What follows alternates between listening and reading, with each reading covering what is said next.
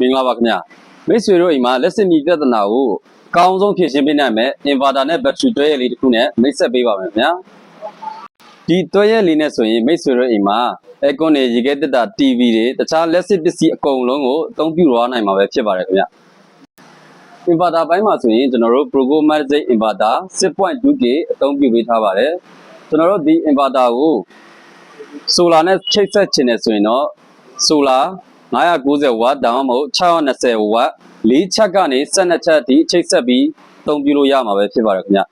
ဒီ inverter ဘိုင်းကိုဆိုရင်ကျွန်တော်တို့ဘက်ကနေနှစ်အထိအာမခံပေးထားပါတယ်သူ့ဈေးနှုန်းကတော့15သိန်း9900ပဲဖြစ်ပါတယ်ခင်ဗျကျွန်တော်တို့ battery ဘိုင်းကိုဆိုရင်တော့ကျွန်တော်တို့52ဗို့314AH အသုံးပြုပေးထားပါတယ်ဒီ battery ဘိုင်းကိုဆိုရင်ကျွန်တော်တို့ဘက်ကအာမခံကြတော့ 5+5 ပေါ့နော်ပထမ9နှစ်ကိုတော့ကျွန်တော်တို့ဘက်ကနေပစ္စည်းဘိုးလက်ခအခမဲ့ဖြစ်ပြီးနောက်ထပ်9နှစ်ကိုတော့ကျွန်တော်တို့လက်ခအခမဲ့နဲ့ဝန်ဆောင်မှုအပြည့်ပေးထားပါတယ်ခင်ဗျာဒီဘက်ထရီရဲ့ဈေးနှုန်းကတော့85သိန်းပဲဖြစ်ပါတယ်ခင်ဗျာဒီတွဲရလေးနဲ့ဆိုရင်တော့မိတ်ဆွေတို့ရဲ့လက်စစ်မီပြဿနာကိုလုံးဝကိုဖြေရှင်းပေးသွားနိုင်မှာပဲဖြစ်ပါတယ်ခင်ဗျာ